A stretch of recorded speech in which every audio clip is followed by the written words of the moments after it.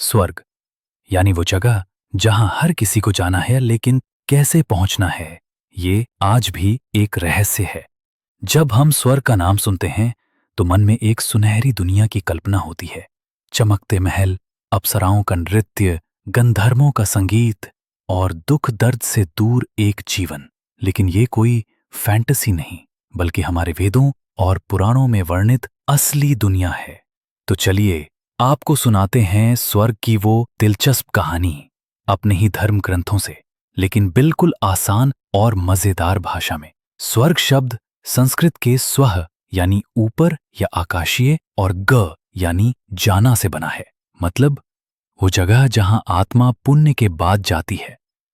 कुछ लोग इसे इंद्रलोक भी कहते हैं, क्योंकि इसके राजा हैं देवराज इंद्र।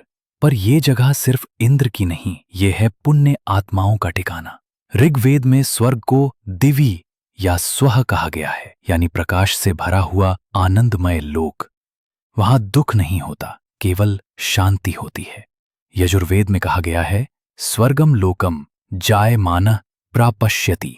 इसका मतलब है जो अच्छे कर्म करता है वो स्वर्ग को देखता है। स्वर्ग कोई मुक्ति नहीं है, लेकिन ये एक आराम गाह है। पुण्य के बाद आत्मा को थोड़ी देर के लिए यहां विश्राम मिलता है, मानो जैसे धरती पर मेहनत करने के बाद एक लग्जरी रिसॉर्ट में छुट्टी मनाना। अब जरा पुराणों की सुनो। पुराणों में बताया गया है कि पूरा ब्रह्मांड 14 लोकों में बटा है और उनमें से एक है स्वर्गलोक, यानी तीसरे नंबर का लोक। सबसे ऊपर सत्यलोक, फिर तपोलोक, फिर स्वर्गलोक। अब जानिए यहां क्या क्या है। अमरावती, इंद्र की राजधानी। इसमें सोने के महल हैं, बाग बगीचे हैं और आकाश में उड़ते रथ हैं। कल्प वृक्ष, जो भी मांगो वो देने वाला पेड़। कामधेनु, इच्छानुसार दूध देने वाली गाय। नंदन वन, ऐसा गार्डन जहां अप्सराएं नाचती हैं और गंधर्व गाते हैं। पुराणों में एक मजेदार किस्सा भी आता है नहुष नाम के राजा का। उसने इतनी तपस्या की कि खुद इंद्र भी डर गए।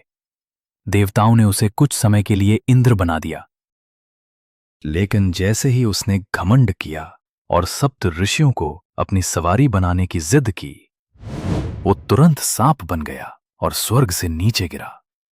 ये कहानी बताती है स्वर्ग पाने के बाद भी विनम्र रहना जरूरी है। अब ये तो सब जानना चाहते हैं, स्वर्ग कैसे जाएं? वेद और पुराणों के हिसाब से ये कोई आसान काम नहीं।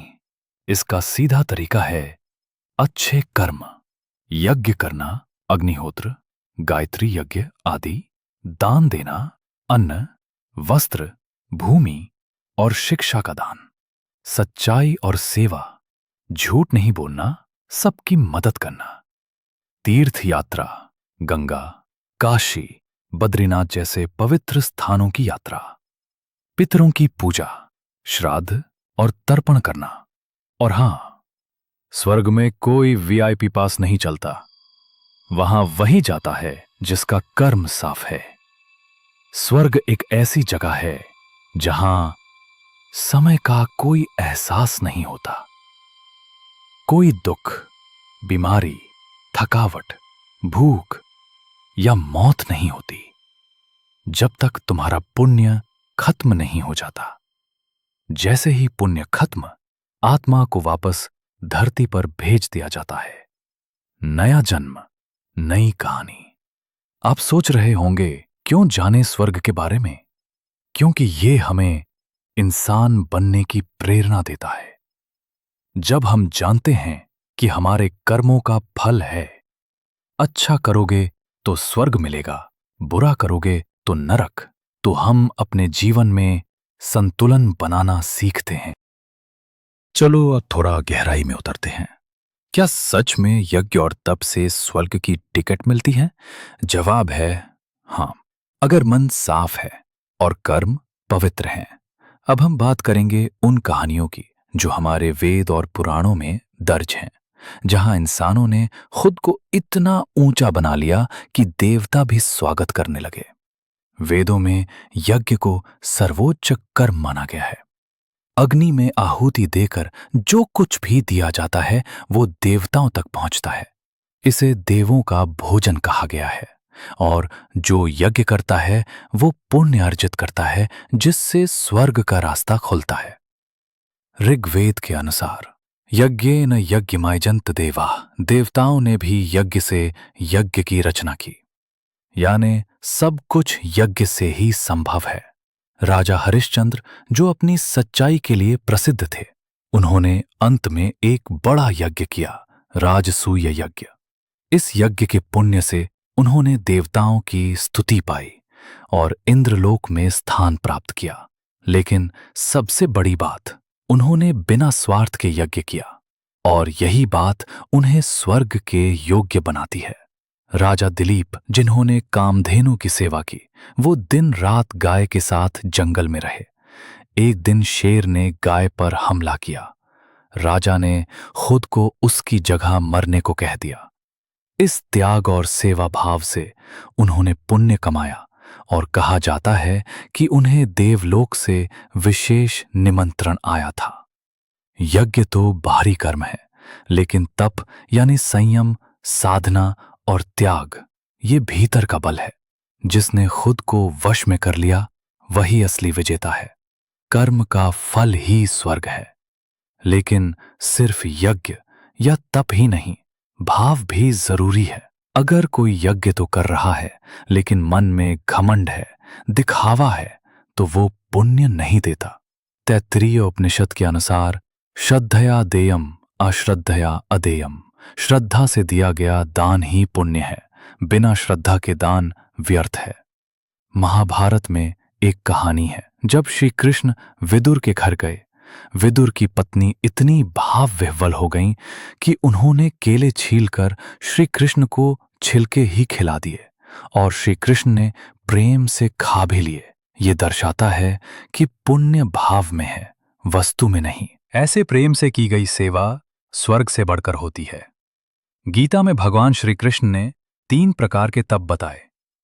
पहला शारीरिक तप, स्वच्छता, ब्रह्मचर्य, अहिंसा। दूसरा वाणी का तप, मधुर बोल, सत्य, शांत भाषा। तीसरा मन का तप, संतोष, मौन और एकाग्रता। जो इन तीनों में तप करता है वो पुण्यात्मा कहलाता है और स्वर्ग का अधिकारी बनता है। मजेदार तथ्य, यज्ञ से इंद्र भी डरते थे। हां, सच में। जब कोई ऋषि बहुत बड़ा यज्ञ करता था तो इंद्र को डर लगता था कि कहीं ये मेरी गद्दी ना छीन ले। जैसे कि विश्वामित्र का यज्ञ, इंद्र ने मेनका को भेजा था उन्हें विचलित करने के लिए, लेकिन अंत में वही विश्वामित्र ब्रह्मर्षि बनकर इंद्रलोक में विशेष स्थान प्राप्त करते हैं। स्वर्ग सिर्फ एक जगह नहीं, बल्कि एक यात्रा है, कर्मों से भरी हुई।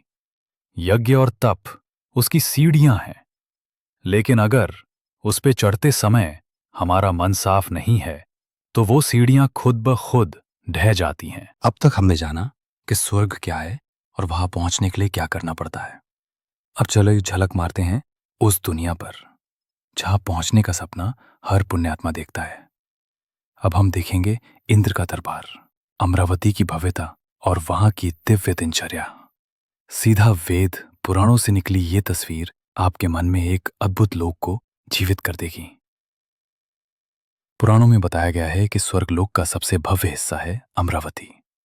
यही इंद्र की राजधानी है। इसे आकाशगंगा के मध्य में एक सुनहरी नगरी के रूप में बताया गया है जो सप्तऋषियों के मार्ग के पास स्थित है। यहां हवाओं में महल तैरते हैं, भूमि रत्नों से बनी है, चंद्रमणि, नीलम, पन्ना, पेड़ भी बोलते हैं, कल्प वृक्ष जैसे पेड़ जो हर इच्छा पूरी करते हैं। वातावरण हमेशा सुगंधित और मधुर संगीत से भरा होता है। इंद्र सिर्फ देवताओं के राजा नहीं हैं, बल्कि वो स्वर्ग की व्यवस्था के प्रमुख हैं। वे वर्षा के देवता हैं, वीरता और यश के प्रतीक हैं। उनका वाहन है ऐरावत नाम का सफेद 4 दांतों वाला विशाल हाथी। उनके पास वज्र, बिजली का हथियार होता है, जिसे उन्होंने असुरवृत्र को मारने के लिए प्रयोग किया था। इंद्र का दरबार, जिसे सुधर्मा सभा कहा जाता है, वहां सभी देवता, ऋषि, गंधर्व और अप्सराएं एकत्र होते हैं। सभा गोल होती है जिसमें रत्न जड़ित सिंहासन होते हैं।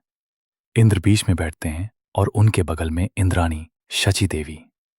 सभा में अक्सर चर्चा होती है धरती पर होने वाले धर्म अधर्म के घटनाक्रम की, असुरों के आक्रमण की योजना, यज्ञों और पुण्य आत्माओं की समीक्षा। कौन रहते हैं अमरावती में?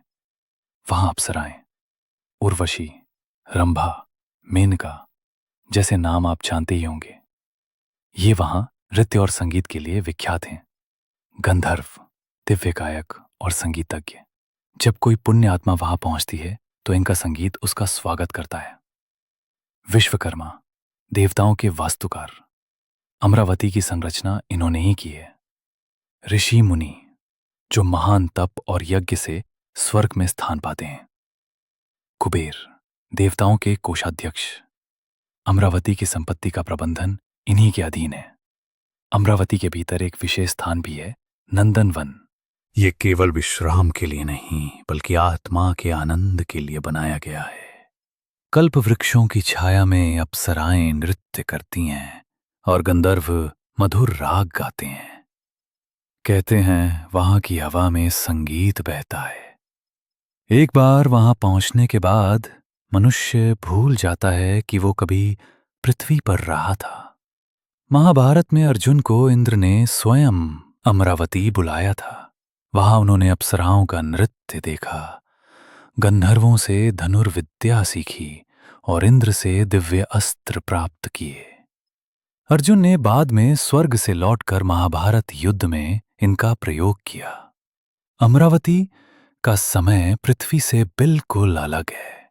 पुराण कहते हैं स्वर्ग का एक दिन पृथ्वी के कई वर्ष, यानी वहां समय धीरे चलता है पर अनुभव गहरा होता है।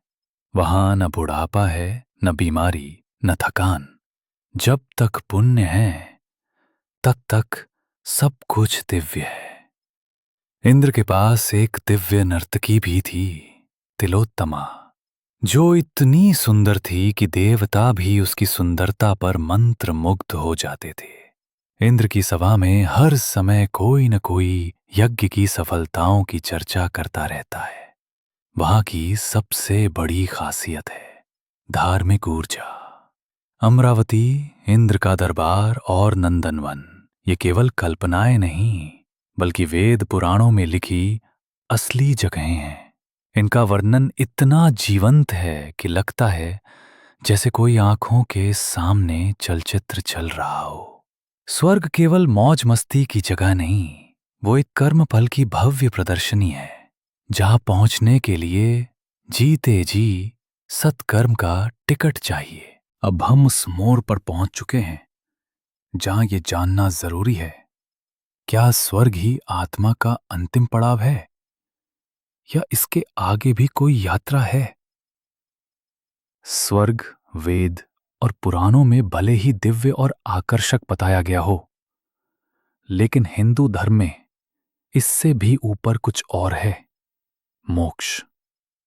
स्वर्ग एक विश्राम गृह है, न कि अंतिम गंतव्य। वेदों में कहा गया है स्वर्गलोकम प्राप्य पुण्य कर्मणाम विश्रांति। पुण्य आत्माओं को स्वर्ग में विश्राम मिलता है। इसका अर्थ ये हुआ कि स्वर्ग केवल एक पड़ाव है, एक इनाम है अच्छे कर्मों का, लेकिन आत्मा की अंतिम मंजिल नहीं। स्वर्ग में रहने वाली आत्माएं वहां एक सीमित समय तक ही रहती हैं, जब तक उनके पुण्य समाप्त नहीं हो जाते। उसके बाद वे फिर जन्म लेती हैं।